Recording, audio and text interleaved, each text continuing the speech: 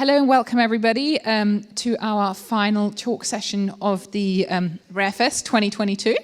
My name is Sarah. I am one of the trustees from CRDN, and it's my absolute pleasure to introduce Lucy to you. Lucy works for Medics for Rare Diseases, and she is going to introduce the rest of our absolutely amazing panel for the session this afternoon. So without further ado, here you go. Thank you, Sarah. It was a lovely introduction, but this isn't about me. It's about 3 young people living with rare conditions. And I just want to welcome you all today. I hope you've had a fantastic day. I know that I have. This is the last performance of RAREfest 2022. And I now invite you to turn off your phones, put them away, pay all of your attention to these 3 young people living with rare conditions. I'm looking at you over there, Kirsty Hoyle. Put the phone down. Please do not record unless you're the recordy man, thank you. Or clap during the performance. Just take some time to listen. I now welcome the Rare Youth Monologues. Thank you. I was 16 when I began my long and difficult healthcare transition journey into adult care. I was actually looking forward to moving on to adult care because of how many traumatic and negative situations I'd experienced in paediatrics. I was still scared and anxious to enter a new phase of my healthcare, but with a new care team, I felt as though maybe I could start fresh and begin to put my past experiences behind me. Transition was never spoken about with me before I was 16, despite being under the same healthcare team from the age of 11. I knew very little of what to expect, and I felt completely unprepared. If only someone had taken the time to explain what would happen next. Instead, all I had was so many questions. Who was I seeing? What are the wards like? What will happen to my care? It was like going from a pond and being thrown into the sea. My doctors told me my transition was essentially forgotten about, and I certainly felt forgotten about. It wasn't really a transition at all. There was no process and not even really a transfer. I felt helpless, I felt let down. As much as I tried to advocate for myself, no one seemed to be listening. I had to ask meet my new team. I had to ask to see my new ward, and none of this ever happened, until it was left too long and I became very unwell.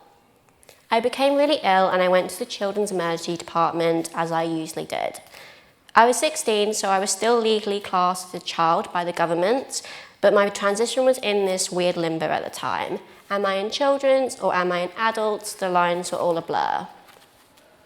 My time in the emergency department was spent watching doctors arguing. Who was going to take responsibility for my care? Should I be in children's or should I be in adults? They just didn't seem to know, and no one wanted to take responsibility for me. Whilst all this was going on, I knew I was deteriorating, as I know my body best and how my condition affects me best. I've spent years having to advocate for myself and fighting for what I need. But yet again, I was put into a box. I was young, a child, so what did I know? It was easy to label me as too young when it came to having my say, but also easy to put me into adults at such a young age. They couldn't make a decision and would constantly contradict themselves. This went back and forth for hours until I became seriously ill and I was rushed to resus, then admitted to the intensive care unit. This was when I was finally taken seriously. Intensive care can be a pretty scary and harrowing place. I don't have much recollection of anything until the worst was over, but I do remember feeling pretty hopeless at the time. I can't help feeling like this intensive care admission could have been prevented if planning and communication about my transition to adult care started well before I had turned 16. My needs were yet again ignored. This was a frightening time that still impacts me and my mental health to this day. After I moved out of the ICU, I was still confused and overwhelmed. I woke to a world of fear and panic. I had been put on a children's ward after all, and I was surrounded by the setting I'd grown up in, but I was being looked after by adult doctors I had never met before. I still question to this day, Why was I put on a children's ward but refused to be seen by those who knew me best? When I was discharged, I was told I'd officially transitioned into adult services. The whole thing was frightening, chaotic, and an experience I wouldn't wish on anyone. It is difficult enough being 16 years old and living with a rare and chronic condition without having to navigate a whole new way of healthcare on my own. Being thrown onto an adult ward at the age of 16 is also a horrible experience, and I witnessed situations that no 16-year-old should ever be allowed to see. I feel as though I've been navigating a broken healthcare system well before I was diagnosed at the age of 9, and that broken system has broken me.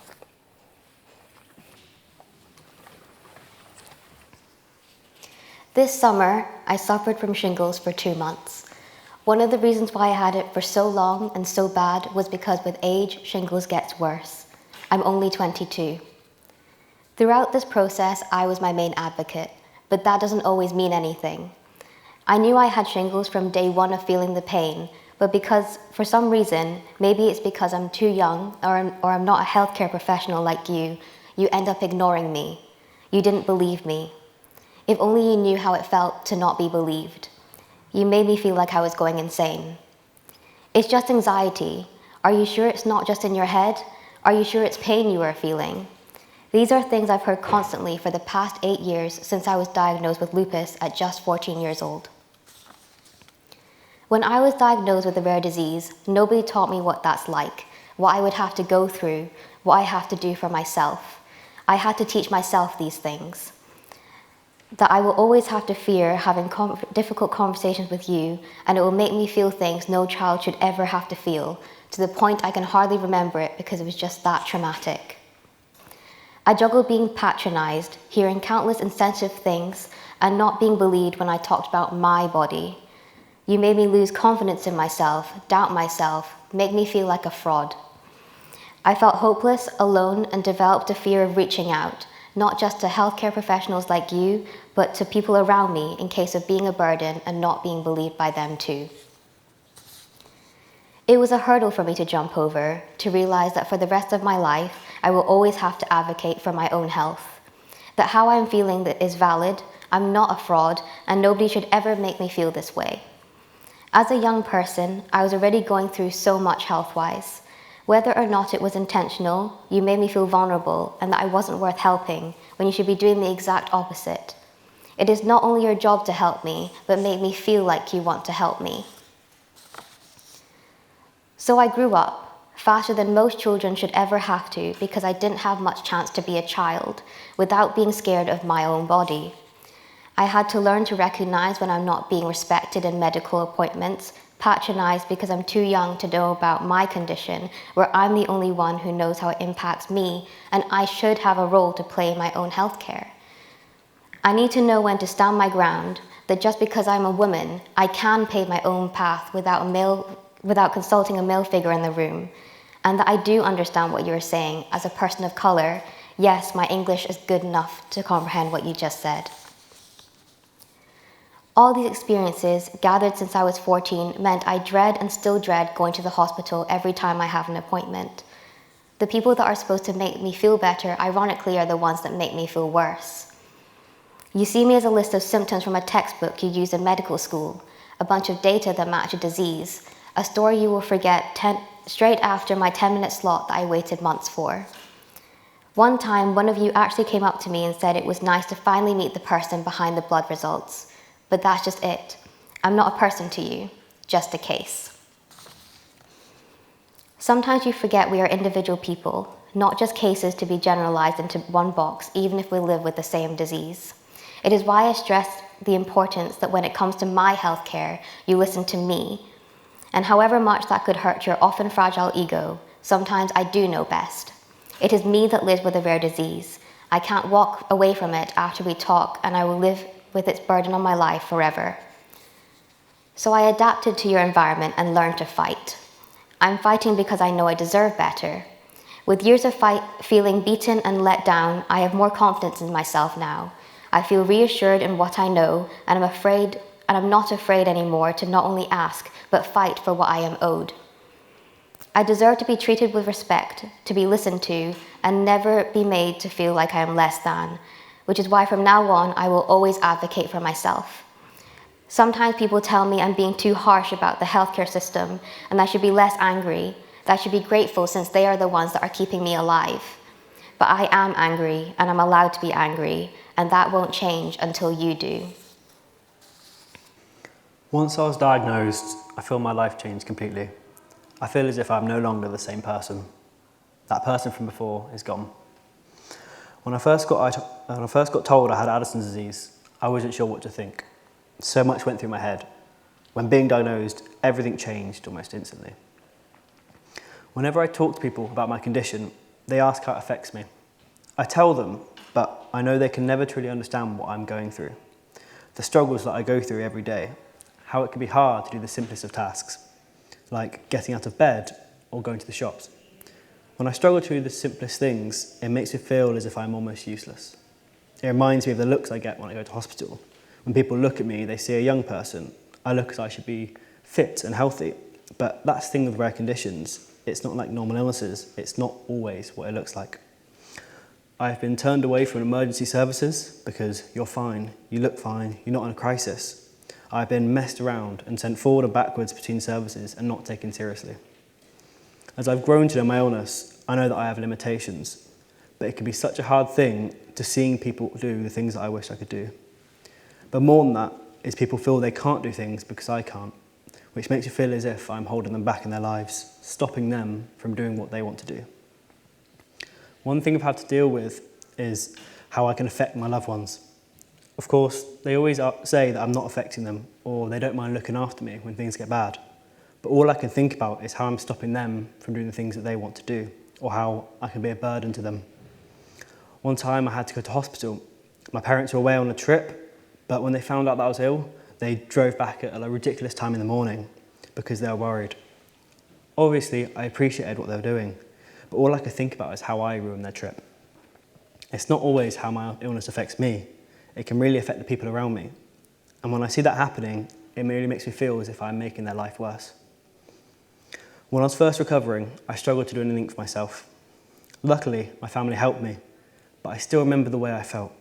I felt so useless. Seeing my friends from university going out and having fun and doing all the things I wish I could do, while I was at home struggling to do the basic things. It was one of the hardest things I went through, and yet none of my doctors ever asked me how I was coping with what I was going through. They asked, how are my symptoms? And even then, they never truly helped me. And I still believe to this day that my quality of life isn't the best. But the first time I got asked about my mental health was by someone or my family members asking how I was coping. And it's still something that I struggle with to this day. So, we're going to have a little bit of a discussion now, but just so you are aware, at the end you'll be able to find our Rare Youth Monologues at the Rare Youth Revolution stand to ask any questions. So I'm going to let you guys speak. How about starting with you, Chelsea? Do you want to just introduce yourselves as we go along and say what you would like to about your condition and anything else, really? Okay. Hi, I'm Chelsea. I'm 22 and I live with lupus.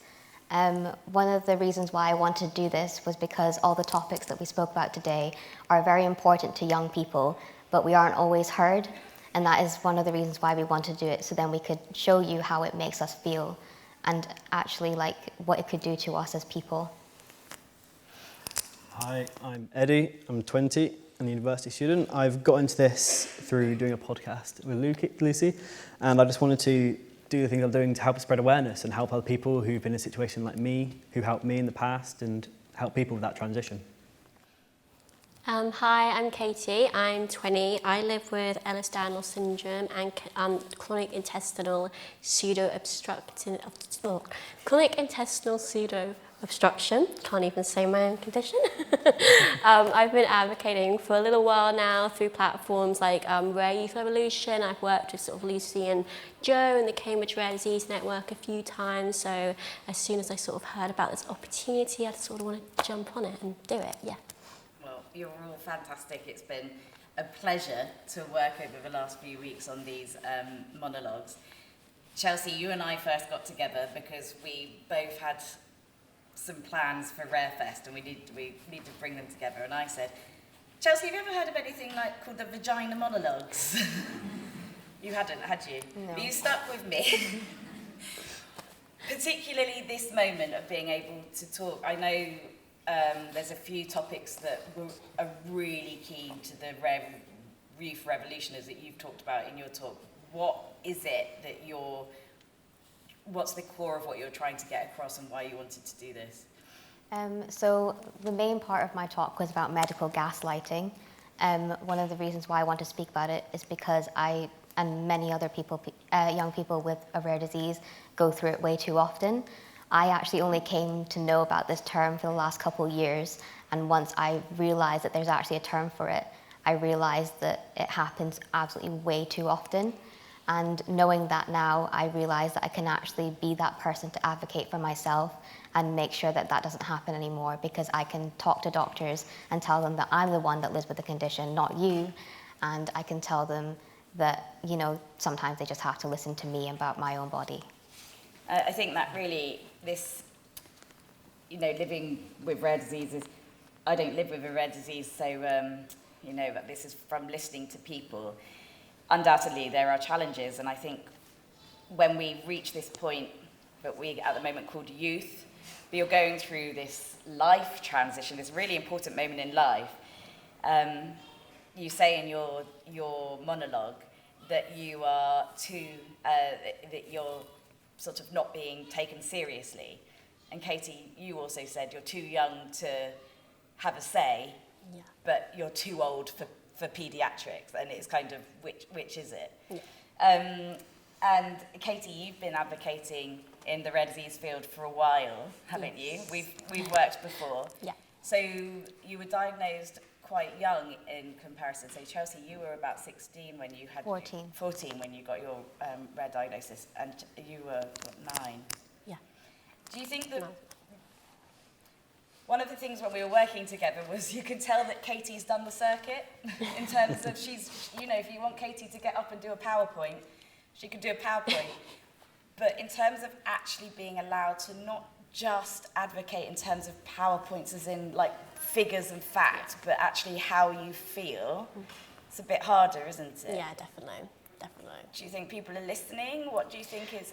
I think something like this is something that's really important, because I think, as you said, I think a lot of young people, you know, I think a lot of organisations and everything, I think, are getting young people more involved in advocacy, which is really great. But I think it's not actually just listening to, oh, you know, this is what we think should happen in healthcare, or this is, you know, this is what we think this patient framework should look like. It's actually listening to our feelings as well, and how are we actually feeling, and how is that, you know, that certain framework or their healthcare in whole actually making us feeling. So I think actually focusing on us as a person, and also taking into consideration that, you know, at an age like ours, you know, like you said, we already have so many transitions to go through, and so many, you know, big life changes and life circumstances. And I think really taking that on board as well in healthcare, just actually, you know, saying, you know, like Eddie said, saying, oh, how are you? But like not how are you, you know, health-wise, actually, how are you doing as a person? You know, how are you, you know, how's uni, how's school? Everything like that, I think, is definitely really important, something actually spoken about more like we have in these monologues. Yeah, it's been a while since I've been a teenager, but I do remember that, you know, how are you 6 months later in a teenager's life can be very different, right? Yeah. So often very important to revisit. And Eddie, you are practically new to the rare disease as well. Yeah. So Eddie and I met through his sister, who was a medical student at the time, but is now a fabulous doctor, get in Coventry. And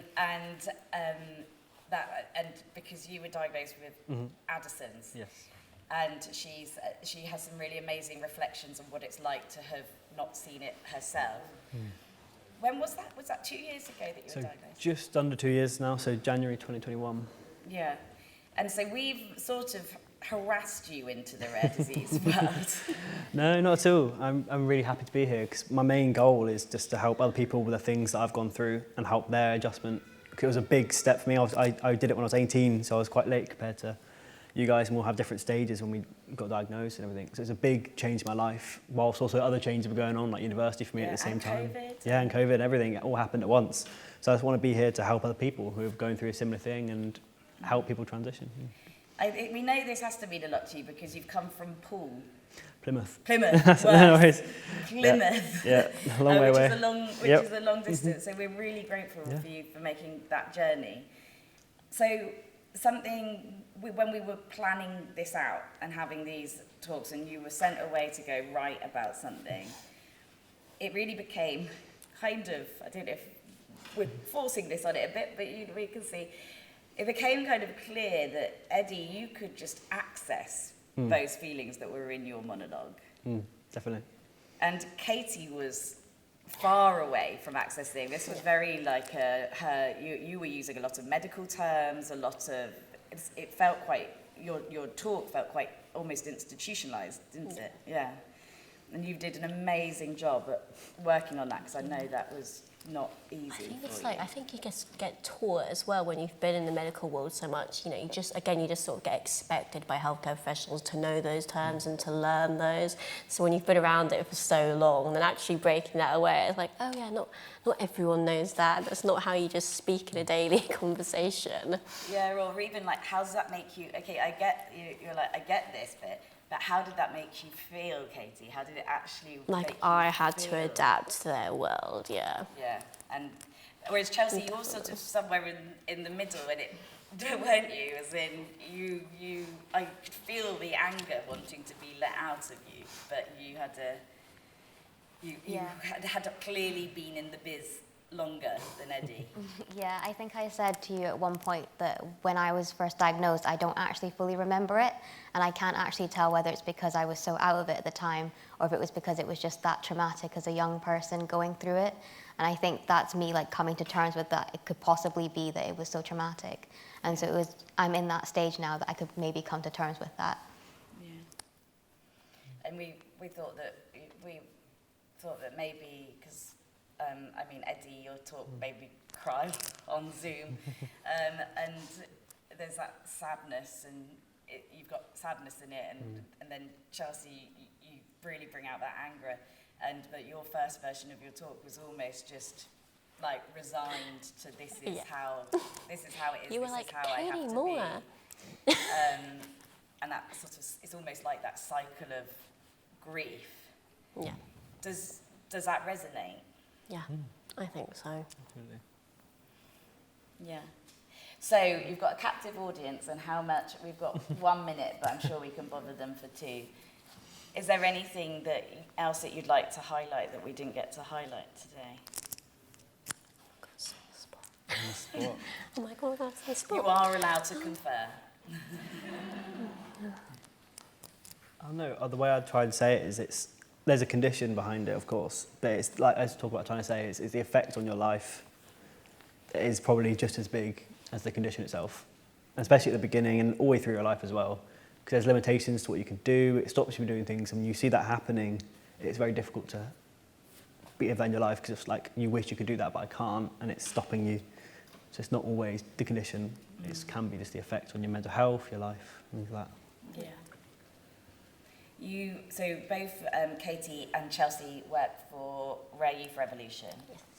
So I guess you are making some lemonade from lemons. Do you want to? What does Rare Youth Revolution do? And you know what? There must be positives coming from that for you want to do it. So. So Rare Youth Revolution is a platform created by Rare Revolution, a magazine, and we basically try to amplify the voices of young people living with a rare disease, which is exactly what we're doing here today.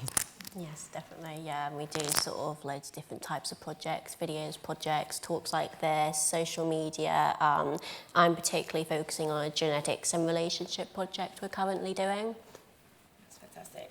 And for everyone in the room, if they have a young person they're working with who has a rare disease, do you have any thoughts or top tips for making sure they feel supported and can live their life to their fullest? I think, like Eddie said, like making them feel as though like you are there for them. And obviously I think it's that type of thing that's difficult, like no matter how well people treat us, at the end of the day, we ourselves might still feel like a burden. I think just actually sitting someone down and asking them how they're doing, whether that's a friend, a healthcare professional, anyone, and actually saying, how are you? Like, how actually are you doing? How are you coping through this time? I think it's really important, and then actually really listening to what they have to say as well. Yeah. Any thoughts, Eddie, on top of that? That's the amazing thing to do. I found that one thing that's helped me massively is talking to other people with a similar condition to me. Doing this sort of thing has helped me understand what I've gone through, and it's opened up doors that I kind of forgot about almost, because if you try and hide a lot of the things that you go through. So talking to these people, and people with similar, not the same condition, but who go through the same thing, can help so much. So talking, if anyone has a condition, try and find groups or these sort of events here are the main thing that helps a lot. Yeah, the connection is nice.